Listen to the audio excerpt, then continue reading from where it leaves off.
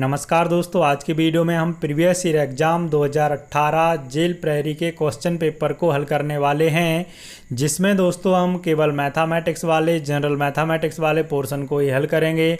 मतलब 20 के 20 प्रश्नों के लिए बहुत ही बढ़िया detail method, full basic concept और बहुत ही बढ़िया शॉर्ट ट्रिक के माध्यम से आपको इस वीडियो के अंदर समझाया जाएगा। जैसा कि दोस्तों आप स्वयं भी जानते हो कि जो प्रीवियस ईयर एग्ज़ाम में क्वेश्चन आ रहे होते हैं या आ चुके हैं, उन क्वेश्चनों की आने वाले एग्ज़ाम में आने की संभावना बहुत ज़्यादा होती है, क्योंकि 5 से लेके 10% तक क्वेश्चन वही के वही सेम रिपीटेड होते हैं हर एक एग्ज़ाम में, क्योंकि मैथमेटिक्स में ज़्यादा संभावनाएं नहीं होती हैं क्वेश्चन डेवलप होने की।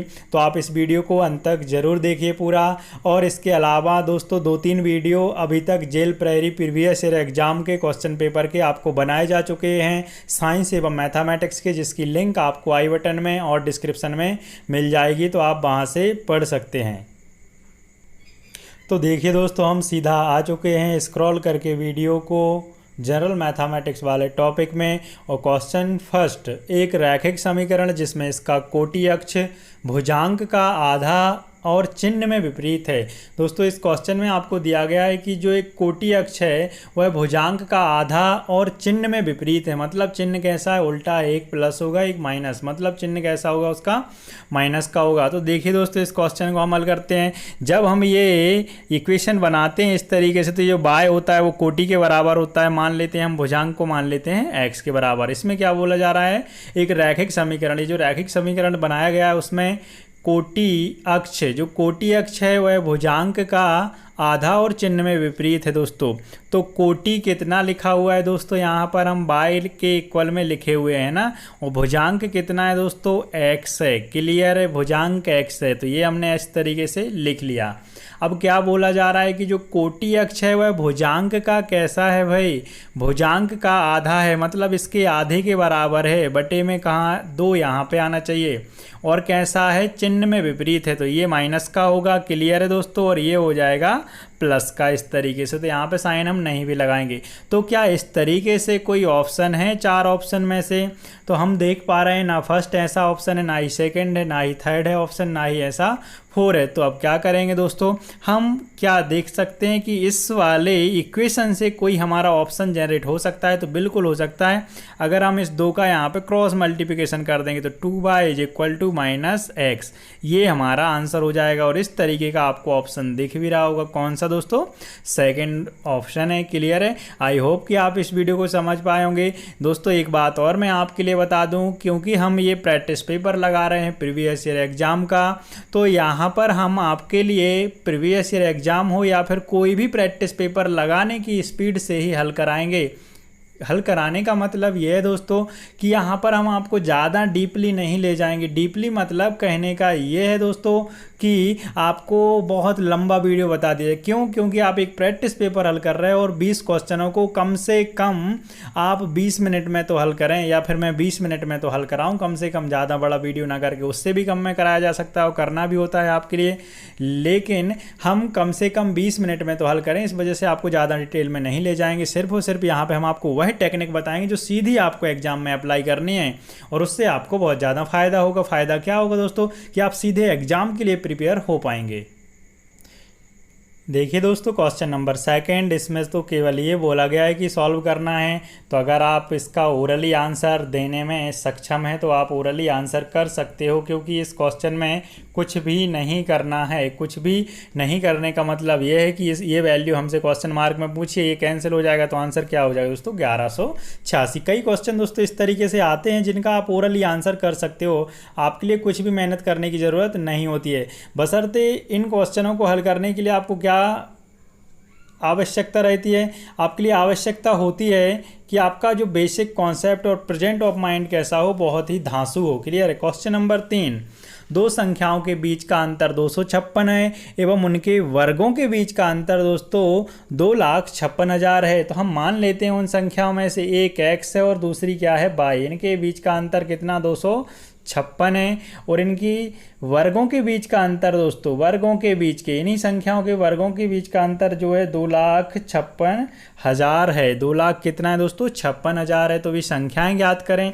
अब संख्याएं ज्ञात करने के लिए दोस्तों यहाँ पर हमको क्या लगाना पड़ेगा, एलिमिनेशन मेथड, विलोपन विधि। तो ये x square minus y square बराबर क्या होता है दोस्तों, एक्स प्लस वाई और एक्स माइनस वाई। क्यों, क्योंकि आपको पता है एलिमिनेशन मेथड में कम से कम जो वेरिएबल हैं वो एक से होने चाहिए। अगर ये वर्ग में हैं दोनों तो ये भी वर्ग में होनी चाहिए, अगर ये सिंगल हैं तो ये भी सिंगल होनी चाहिए। तो सिंगल हम बना सकते हैं, इनको वर्ग बनाने में समस्या होगी। क्लियर है। तो इसके बराबर हम लिख देंगे ये 2,56,000। इस तरीके से एक्स माइनस वाई की वैल्यू कितनी है दोस्तों, 256 है। ये एक्स प्लस वाई, यहाँ पर आप ध्यान देना थोड़ा सा, यहाँ पे मैं इसको रिपीट नहीं कर रहा हूँ, इसको एक कैंसिल करके लिख रहा हूँ। ठीक है ना दोस्तों, ध्यान देना थोड़ा सा, मैं कैंसिल करके लिख रहा हूँ। ये वन टाइम तो यहाँ पर आ जाएगा 1,000, किसके बराबर है दोस्तों, एक्स प्लस वाई के बराबर। ऐसा क्यों कर रहा हूँ दोस्तों, क्योंकि अपने पास में स्पेस की कमी है। तो एक्स माइनस जो वाई है वो कितना है दोस्तों, 256 के बराबर है, और एक्स प्लस वाई कितना है, 1,000। ये प्लस माइनस जीरो कन्वर्ट हो गया, इतना आप जानते हो मेरे हिसाब से। ठीक है ना। तो 2x बराबर वैल्यू जो हो गई आपकी 1256। तो जो x बराबर वैल्यू आ जाएगी आपकी वो होगी दोस्तों 648, सॉरी ये होगी आपकी 2 का 6 गुना 12, ये 2 दूनी 4, सॉरी 628। इस तरीके से कोई ऑप्शन है, जी हाँ बिल्कुल है, केवल एक ही ऐसा ऑप्शन है। कौन सा दोस्तों, 4 नंबर। आप आंसर लगा दीजिए, आपको सेकंड संख्या ज्ञात करने की कोई ज़रूरत नहीं है। हाँ, हम सेकंड संख्या कब ज्ञात करते दोस्तों, जब हमारे पास में इस तरीके से सेम ऑप्शन कितने होते, 2 ऑप्शन होते। 2 ऑप्शन जब सेम होते तो हमारे लिए थोड़ी सी परेशानी हो सकती थी। ठीक है ना दोस्तों। अब अगर आपको किसी भी क्वेश्चन का सॉल्यूशन आता है या आपको आंसर पता है या आप हल करना चाहते हैं तो आप वीडियो को पॉज करके उस क्वेश्चन का आंसर ज़रूर दीजिए, क्योंकि इससे फ़ायदा क्या होगा दोस्तों आपके लिए, कि आपकी प्रैक्टिस हो जाएगी बहुत ही बढ़िया से। क्योंकि प्रैक्टिस पेपर लगाने में दोस्तों जो प्रैक्टिस होती है वो सीधे एग्ज़ाम के लिए आपको काम करती है, क्योंकि ये अपन एग्ज़ाम ही दे रहे हैं एक तरीके से, क्योंकि ये प्रीवियस ईयर एग्ज़ाम में क्वेश्चन आए हुए हैं, मतलब ये क्वेश्चन पेपर मैथ वाला हमने वहीं का लिया हुआ है। तो अब अगर आप इसको बिना मेरे आंसर देखे, बिना मेरे हल कराए आप वीडियो को रोक रोक के आंसर करेंगे तो आप स्वयं को चेक कर पाएंगे, स्वयं को जज कर पाएंगे। क्लियर है। क्वेश्चन नंबर 4, एक्स का 10%, एक्स का मतलब गुणा 10% बराबर जो बाई के 20% के बराबर है। के का की आप जानते हो दोस्तों क्या होते हैं, ये गुणा होता है। ठीक है ना, ये परसेंट से परसेंट कैंसिल, जीरो कैंसिल, तो एक्स बराबर 2/। अब इसमें दोस्तों कभी भी आपके लिए मैं बता दे रहा हूँ, हमेशा के लिए ये 2 वेरिएबल होते हैं अगर, तो जिसके सामने जो वैल्यू होती है वो उसके बराबर होती है। मतलब एक्स बराबर 2 है और बाई के सामने कुछ भी नहीं है, मतलब एक्स है तो 1 है। तो जो आंसर होगा 2:1, एक्स रेशियो बाय एक्स अनुपात बाय कितना होगा, 2:1, मतलब इसका आंसर हो जाएगा दोस्तों 2 सही। क्लियर है। क्वेश्चन नंबर दोस्तों हम 5 देखते हैं, बहुत ही अच्छा क्वेश्चन है। क्लियर है। आपको आंसर भले दिख जाए दोस्तों, लेकिन आपको उस आंसर पे अमल नहीं करना है, आपको खुद से ट्राई करना है मेरे प्यारे भाइयों, खुद से ट्राई करना है। गणित की पाठ्य पुस्तकों वाली एक बोरी का वजन 2 किलो 400 ग्राम है। यदि गणित की एक पाठ्य पुस्तक का वजन 300 ग्राम है तो बोरी में कितनी पाठ्य पुस्तकें हैं। एक बोरी का वजन दोस्तों 2 किलो 400 ग्राम, मतलब फाइनली अगर हम देखें तो 2400 ग्राम हो जाएगा। ठीक है। और एक पाठ्य पुस्तक का वजन 300 है, तो इस तरीके से 300 एक पाठ्य पुस्तक का भाग दे देंगे तो यहाँ से ये आ जाएगा दोस्तों, तो बोरी में कितनी पाठ्य पुस्तकें हैं, तो 8 पाठ्य पुस्तकें हैं।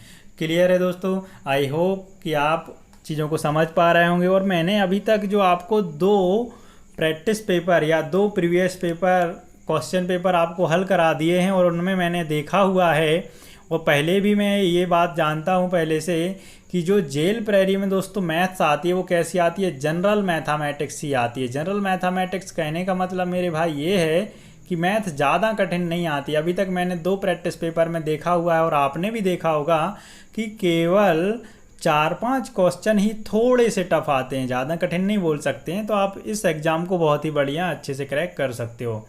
क्वेश्चन नंबर 6, थेरेसा ने एक वाहन खरीदने के लिए 80,000 रुपये का ऋण लिया। उसने 1.5 साल तक हर महीने 4,600 रुपये का भुगतान किया, तो उसने बैंक को कितना पैसा वापस किया। भाई देख लीजिए कितने सरल। 1.5 साल मतलब होते हैं दोस्तों कितने महीने, 18 महीने होते हैं। 1.5 साल का मतलब कितना होता है दोस्तों, 18 महीना होता है। यहाँ पर आप कभी भी 1.5 का गुणा ना करें, मेरे हिसाब से तो ज़्यादा बेहतर रहेगा। क्यों, क्योंकि आपसे महीने का भुगतान इसमें पूछा गया है ना, महीने का बताया गया है, 1 महीने का।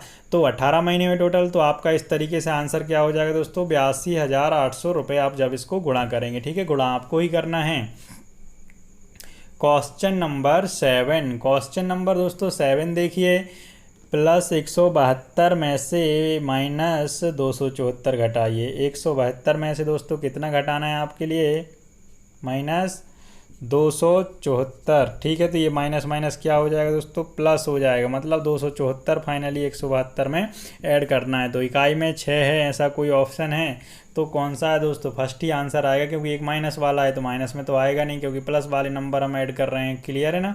क्वेश्चन नेक्स्ट दोस्तों, नेक्स्ट क्वेश्चन है हमारा, ठीक है, 8 नंबर, 74 पुस्तकों एवं 106 कलमों की कुल लागत 1910 रुपये है, जबकि 106 पुस्तकों एवं 74 कलमों की लागत 2230 रुपये है।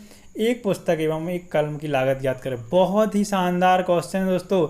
इस क्वेश्चन को मैं गारंटी देता हूँ कि बहुत से छात्र क्या करते हैं, पूरी की पूरी आपकी ताकत या मेथड को झोंक देते हैं, जो कि इसमें पूरा नहीं करना होता है।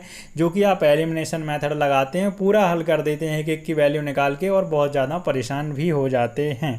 तो देखिए दोस्तों, यहाँ पे अगर आप लोग चाहते हैं कि आप इसको स्वयं करें तो वीडियो को पॉज करिए और इसका आंसर आप लगाइए अपने माइंड में कि आप क्या आंसर करेंगे, फिर उसके बाद में वीडियो को आगे देखिए।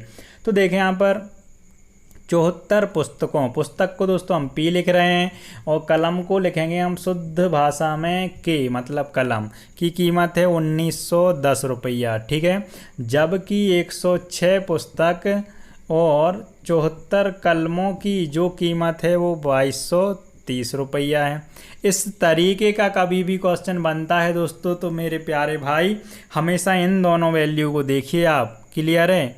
क्यों? क्योंककि इसमें आप तभी बराबर करें, क्योंकि देखिए अगर इसको आप गुणा वुणा करेंगे तो पसीने आ जाएंगे, है ना। इसको इक्वल करने में, इक्वल करने की ज़रूरत ही नहीं है, क्योंकि देखिए यहाँ पर 74, 106, 106, 74, मतलब वही की वही वैल्यू आगे पीछे लिखी हुई है। ये मैं आपको बोलना चाह रहा हूँ। तो इनको आप सीधा जोड़ दीजिए, क्योंकि यहाँ पे कोई साइन नहीं है, मतलब क्या है, प्लस का है। तो देखिए दोस्तों 6 4 10 कैरी 1 7 और 1 8। ठीक है, 6 4 10 कैरी 1 7 और 1 8 और 1 पी प्लस इसी तरीके से 184 के इज इक्वल टू, इनको भी जोड़ दीजिए आप, 3 और 1 4 9 और 2 11 की 1 कैरी 1 2 और 2 4। इस तरीके से आ गया। यहाँ से 184 को आप कॉमन ले लीजिए, ठीक है, और p प्लस के यहाँ पर आ जाएगा। क्या हमारे लिए यही आंसर करना है? जी हाँ, एक पुस्तक एवं एक कलम की लागत आपको बतानी थी।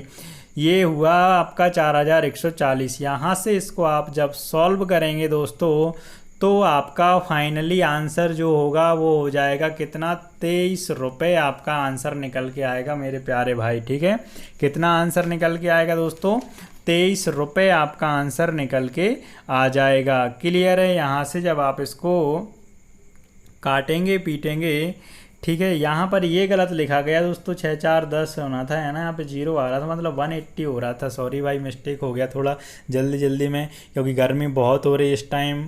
ठीक है, अगर आप लोग सागर ज़िले के हैं तो आपको बहुत अच्छे से पता होगा, पूरे एमपी में गर्मी हो रही है, पानी गिर नहीं रहा। ठीक है, नेक्स्ट क्वेश्चन देखिए, क्वेश्चन नंबर दोस्तों 9। क्वेश्चन नंबर 9 में 2 और 2.5 के बीच एक अपरिमेय संख्या है। अब इस तरीके के क्वेश्चन को दोस्तों अगर आप इंटेलिजेंट हैं, जीनियस हैं, तो आप आंसर नहीं हल करेंगे, इसको सीधा टिक करेंगे आंसर, मतलब क्वेश्चन को सॉल्व नहीं करेंगे। तो देखें यहाँ पे 2 और 2.5 के बीच में एक अपरिमेय संख्या क्या हो सकती है दोस्तों। फर्स्ट ऑप्शन तो नहीं हो सकता, क्योंकि 22 बहुत बड़ा नंबर है, 22.5 है।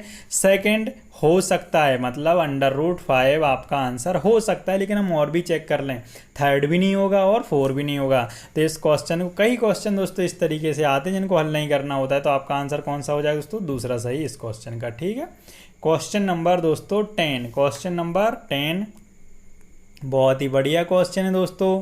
क्लियर है? थोड़ा सा टाइम भी ले सकता है आपका, कंज्यूमिंग है टाइम।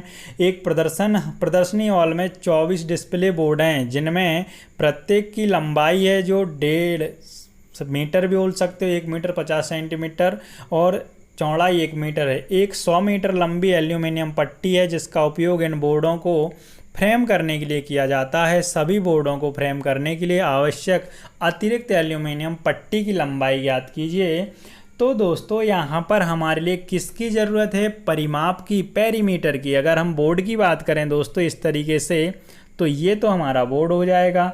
और इस तरीके के कितने बोर्ड हैं मेरे प्यारे भाइयों, इस तरीके के जो बोर्ड हैं वो कितने 24 डिस्प्ले बोर्ड हैं, जिनकी जो लंबाई है 1.50 मीटर या 1 मीटर 50 सेंटीमीटर और ये 1 मीटर। क्लियर है।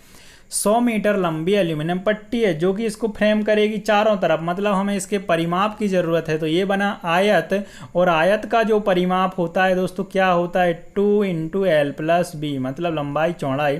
ये आप लंबाई चौड़ाई दोनों को ऐड कर देंगे, 1.5 में 1 ऐड करेंगे दोस्तों तो कितना हो जाएगा 2.5 हो जाएगा, और उसका गुणा आपको 2 कर देना है। तो ये यहाँ पर 2.5 का 2 गुना 5 मीटर फाइनली। क्लियर है।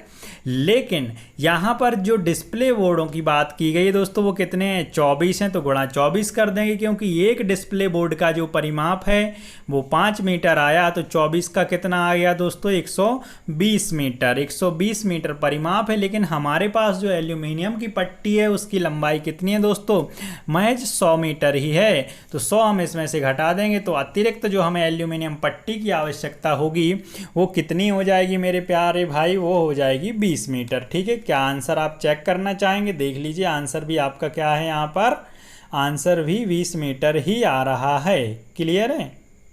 क्वेश्चन नंबर 11, कीर्ति ने 7 वर्ष के लिए 12% प्रति वर्ष की दर से 10,000 रुपये की राशि उधार ली। 7 वर्ष के अंत में भुगतान की जाने वाली राशि ज्ञात करें। तो 7 वर्ष में 12% की दर से, ठीक है, कितने उधार लिए भैया 10,000 रुपये, परसेंट का बटे में 100 आ गया। तो यहाँ से दोस्तों क्या निकल के आएगा, SI निकल के आएगा, सिंपल इंटरेस्ट। क्लियर है। जब यहाँ पर कभी कोई बात नहीं की जाती है इंटरेस्ट की तो हमेशा साधारण ब्याज ही होता है। ये बस मैंने आपको लिख के बताया दोस्तों, इसका ओरली आंसर कर सकते हैं आप 12 7 84। क्लियर है। बटे में 100 है, अभी आपको याद है 100 के 0 से आप ये दो जीरो कैंसिल कर देंगे, तो 84 का गुणा आप कर देंगे 100 में, तो कितना आ गया 8400। क्या ये आंसर है? नहीं, क्योंकि अभी आपको मूलधन भी तो रिटर्न करना है, तो ये आपने मूलधन भी इसमें ऐड कर लिया। तो इस तरीके से आपका आंसर हो गया कितना 18,400 रुपये। क्लियर है। ठीक है। क्वेश्चन नंबर दोस्तों 12, जो 12 क्वेश्चन है आपका 13.824 का घनमूल ज्ञात करें। बहुत ही बढ़िया क्वेश्चन है दोस्तों, इसका आपको घनमूल बताना है। घनमूल में चाहे दशमलव हो या नॉर्मल संख्या हो, पीछे इकाई से 3 अंकों का पेयर 4 है तो यहाँ पे 4 ही आएगा, और इसके नज़दीकी क्या लेना है घन संख्या जो कि 8 होती है। 8 का घनमूल 2 दशमलव 1 अंक के पहले, यहाँ 3 अंकों के पेयर का 1 अंक के पहले दशमलव आता है तो 2.4 आ जाएगा। अगर आपको ये वाली ट्रिक नहीं है मालूम दोस्तों तो आई बटन में आपको लिंक दिख रही होगी और डिस्क्रिप्शन में भी, तो आप वहाँ से इसको देख के पढ़ सकते हैं। क्वेश्चन नंबर दोस्तों 13 बहुत ही प्यारा क्वेश्चन है दोस्तों। वैसे तो ये श्रेणी का है, उसका क्या बोलते हैं आपकी अर्थमेटिक प्रोग्रेशन का APGP जो होती है, ठीक है, लेकिन इसको आप ओरली भी कर सकते हो क्योंकि सीरीज जो है बहुत छोटी सी सीरीज है, क्योंकि एग्जाम भी कैसा है आपका छोटा सा है। छोटा मतलब जेल प्रेली या MP पुलिस, इस तरीके के छोटे एग्जाम ही कहलाते हैं। 4 7 10 13 3 का अंतर है। तो आपसे पूछा जा रहा है कि भैया 9वां पद बताइए। यहाँ पे आपने देखा 4 पद ऑलरेडी आपके ये लिखे हुए हैं, 5 पद और आपको निकालने हैं। तो 3 3 के हिसाब से 5 पद में कितना बढ़ेगी भाई सीरीज, 5 15 और 13 में आप 15 ऐड कर दीजिए, हो गया आपका आंसर 28। जी हाँ दोस्तों, आप आंखें बंद करके लगा सकते हैं। तो ये तो मैंने आपको बताया डायरेक्ट करने का तरीका, लेकिन मैंने आपको बोला हुआ है कि मैं आपको यहाँ पे डिटेल मेथड और एक्स्ट्रा फैक्ट भी बताऊँगा। तो जो n पद की निकालने के लिए फॉर्मूला होता है Tn, वो क्या होता है दोस्तों a plus n minus 1 into D मतलब सार्वांतर। सार्वांतर मतलब 2 पदों का अंतर, चाहे 10 में से 7 घटा दो तो भी 3, 7 में से 4 घटा दो तब भी 3। क्लियर है। इस तरीके से, या 13 में से 10 घटा दो तब भी 3। n कौन सा पद है दोस्तों 9वां माइनस 1, ये पहला पद कहलाता है 4, यहाँ पे प्लस लगा दिए, इसको भी हल करेंगे। यहाँ पे 8 का 3 गुना दोस्तों 24, और 24 में 4 जोड़ोगे कितना हो जाएगा 28, फाइनली आंसर हो जाएगा। तो ये कहाँ से वो आ गया दोस्तों, फॉर्मूले से। क्लियर है। आपको मैं जल्दी इसका वीडियो अपलोड करूँगा, ठीक है ना, APGP श्रेणी का, ठीक है, अगर आप पढ़ना चाहते हैं तो। देखिए दोस्तों, क्वेश्चन नंबर 14, निम्नलिखित में से कौन सी संख्या एक संख्या सबसे बड़ी है। तो यहाँ पे बड़ी संख्या बताना है दोस्तों। 24, 23, 24, 23, 24 इस तरीके से स्टार्टिंग में है। बड़ी संख्या दोस्तों हमेशा बाएं तरफ से बताई जाती है, क्लियर है ना। बाएं तरफ के अंक देखे जाते हैं कि कितने बड़े हैं। तो यहाँ पे 2453 आपकी सबसे बड़ी संख्या हो जाएगी। ये आप भी बहुत जल्दी हल कर सकते हो। अब देखिए दोस्तों, ये जो क्वेश्चन है, क्वेश्चन नंबर है आपका 15। कौन सा दोस्तों क्वेश्चन नंबर है आपका 15। यदि 9 श्रमिक एक दीवार को 28 घंटों में बना सकते हैं तो समान काम करते हुए 21 घंटों में दीवार बनाने के लिए कितने श्रमिकों की आवश्यकता होगी। ये जो इसमें फॉर्मूला काम करता है दोस्तों, m1 इंटू D1 अपॉन में वर्क है ना, यहाँ पे वर्क लिखते हैं, ठीक है, बराबर m2 इंटू D2। ये मैंने आपको पिछले वीडियो या लास्ट वीडियो में भी बताया था। तो यहाँ पे 9 श्रमिक एक दीवार को कितने घंटों में बना सकते हैं, 28। अब आप बोलेंगे यार यहाँ पे दिन लिखा और यहाँ पे ये 28 घंटे हैं, तो यहाँ पे H1 हो जाता है, ठीक है। इस तरीके से यहाँ पे H2 हो जाता है, क्लियर है। ये फॉर्मूला इस तरीके से आगे बढ़ जाता है एक काम को या दीवार को, ठीक है। तो समान काम को करने के लिए, मतलब काम वही है, 21 घंटों में करने के लिए कितने आदमियों की आवश्यकता, श्रमिकों की आवश्यकता होगी। तो यहाँ से 7 या 21, 7 चौके 28, 3 का 3 गुना 9, 3 का 4 गुना 12 आदमियों की आवश्यकता होगी। ये बहुत ही सिंपल क्वेश्चन है दोस्तों, है ना, क्लियर। नेक्स्ट क्वेश्चन देखते हैं। क्वेश्चन नंबर है जो दोस्तों आपका वह है 16। 2.5 मीटर गुणा 1 मीटर परिमाण वाला एक दरवाज़ा है। कभी भी दोस्तों इस तरीके से वैल्यू जो लिखी जाती है इस तरीके से गुणा में दी जाती है, ठीक है ना। ये लिखा हुआ है 2.5 मीटर या 2.5 मीटर और ये 1 मीटर। इसमें हमेशा बड़ी वाली वैल्यू लंबाई होती है अगर 2 वैल्यू, और छोटी वाली चौड़ाई। और अगर इसी में और कुछ लिखा होता, क्लियर है, और कुछ लिखा होता आगे यहाँ पे 0.5 होता, ठीक है। तो सबसे बड़ी लंबाई, फिर चौड़ाई, फिर ऊंचाई, ठीक है। याद रखना ये ऊंचाई कब जोड़ी जाती है इसमें, जब हम 3D पढ़ते हैं, 3 डायमेंशनल, ठीक है ना, त्रिविमीय आकृतियाँ, ठीक है। तो यहाँ पर ये लंबाई होगी, ये चौड़ाई हो जाएगी, क्लियर है। आप बात को अब समझ गए होंगे आने वाले लाइन के लिए। और 1.5 मीटर गुणा 1 मीटर परिमाण वाली 2 खिड़कियाँ हैं के फ्रेम 7 मीटर गुणा 6 मीटर परिमाण वाली एक दीवार पर लगाए गए हैं। दीवार को पेंट करने के लिए कुल श्रम लागत ज्ञात करें। यदि दीवार के 1 वर्ग मीटर की पेंटिंग के लिए श्रम लागत 4 रुपये है, मतलब 4 रुपया प्रति वर्ग मीटर के हिसाब से दीवार पेंट करनी है, लेकिन उस दीवार में एक दरवाज़ा और 2 खिड़कियों की जगह छोड़ना है, ठीक है ना। तो यहाँ पर जो दीवार का क्षेत्रफल है उसमें से हम एक दरवाजे और 2 खिड़कियों के क्षेत्रफल को घटा देंगे। तो आप जानते हैं 7 गुणा 6 मीटर लिखा है, मतलब लंबाई गुणा चौड़ाई लिखी है। आयताकार और आयत का क्षेत्रफल होता है लंबाई गुणा चौड़ाई, क्लियर है। आई होप आप इस बात को समझ रहे होंगे, ठीक है।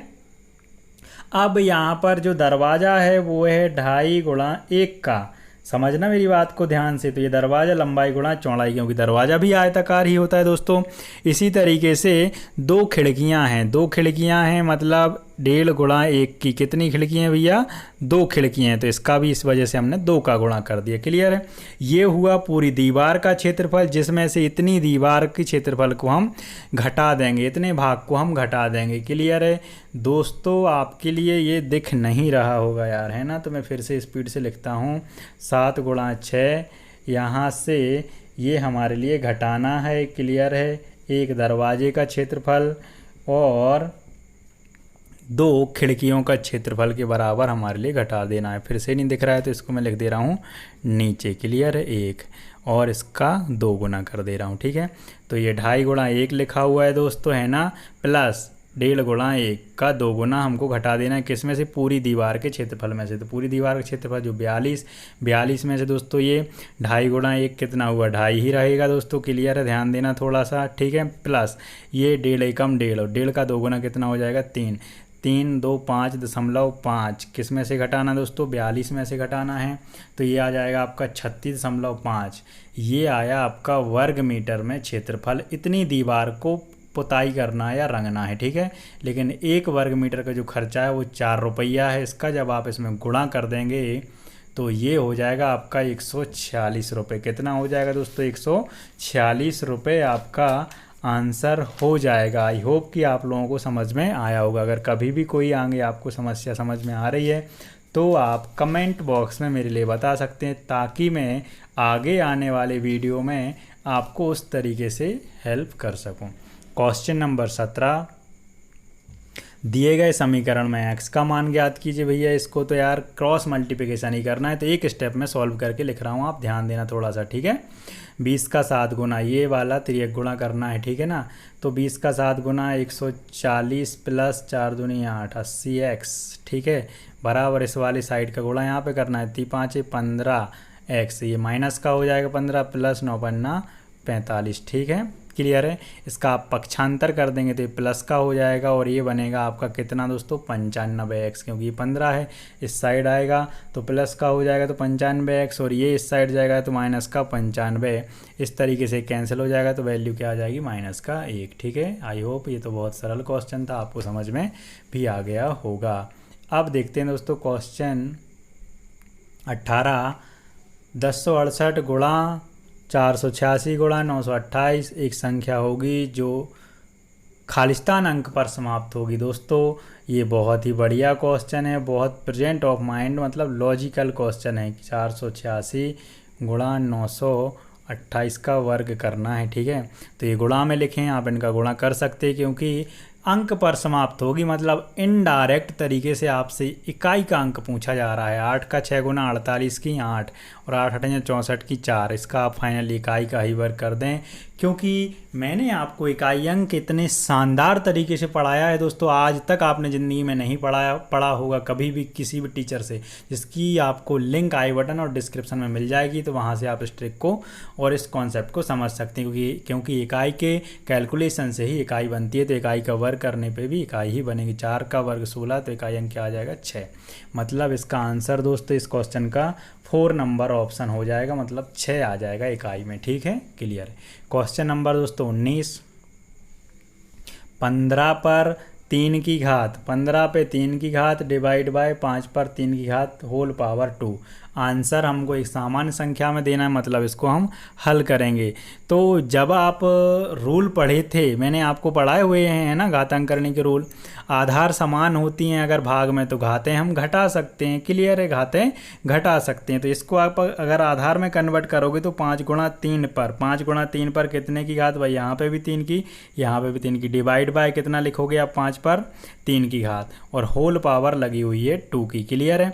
अब आप देख रहे हैं यहाँ पे 5 पे 3 की घात है, 5 पे 3 की घात है, तो इस तरीके से ये घातें आपकी क्या हो जाएंगी? घट जाएंगी, और 5 पे आ जाएगी 0 की घात। 0 की घात मतलब क्या हो गया? 1 हो गया, 1 की कोई वैल्यू नहीं होती गुणा में, या फिर आप इनको कैंसिल कर दो तो 3 का घन कितना हुआ यहाँ पे? 27, ये कैंसिल हो गया। दो तरीके से, या तो आप आधार समान है तो घातें क्या हो जाएंगी, और घातें भी सब कुछ समान है तो इसको तो आप कैंसिल ही कर दो एक बार, क्योंकि बटे में लिखा हुआ है 3 का घन 27 पर 2 की पावर बराबर 729, क्लियर है। आपका आंसर हो जाएगा 729, क्योंकि 27 का जो वर्ग होता है वो कितना होता है दोस्तों?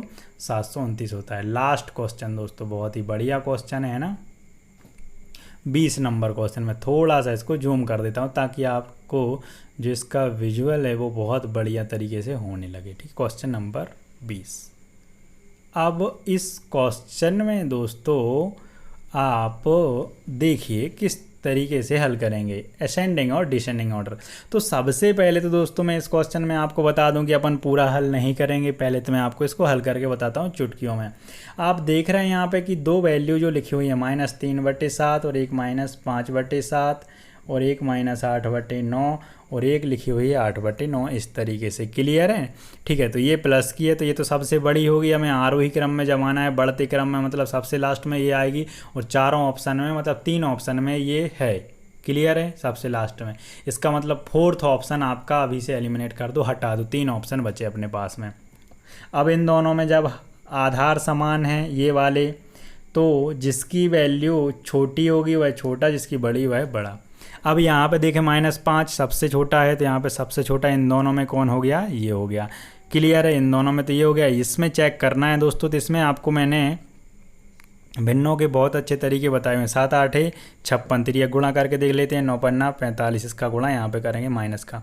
अब ये संख्या बड़ी है और माइनस की है तो सबसे छोटी ये होगी, तो जिस ऑप्शन में -8/9 -8/9 पहले होगा वो आंसर हो जाएगा, मतलब 3 नंबर आपका आंसर हो गया। क्लियर है दोस्तों? आई होप आपको ये बात समझ में आई होगी। दूसरा तरीका दोस्तों क्या होता है, भाग दे के इसको चेक किया जाता है। कैसे किया जाता है? भाग दे के चेक किया जाता है। क्लियर है? तो वो भी मैं आपके लिए तरीका बता दे रहा हूँ, ठीक है। तो माइनस जो 3/7 है, इसको जब आप भाग दे के सॉल्व करेंगे दोस्तों तो ये आएगा 0.40। क्लियर है? इसी तरीके से -5/7 है, इसको जब आप भाग दे के सॉल्व करेंगे तो माइनस ये आएगा 0.71। और इसी तरीके से -8/9 को जब आप सॉल्व करेंगे तो ये आएगा 0.88। और इसी तरीके से जब आप इस वाले 8/9 को भी सॉल्व करेंगे तो ये आएगा 0.88। क्लियर है? सबसे ये माइनस का है, ठीक है। सबसे बड़ी संख्या जो होगी माइनस की वो सबसे छोटी होगी, तो ये आप इस हिसाब से जमा सकते हैं रेंज में। सबसे पहले ये आनी चाहिए, फिर इससे बड़ी, फिर इससे बड़ी, फिर इससे बड़ी। इससे बड़ी कौन सी होगी? ये होगी, फिर ये होगी, फिर ये होगी, ठीक है। तो यहाँ पे सबसे पहले -8/9 किस में है दोस्तों? तीसरे ऑप्शन में है।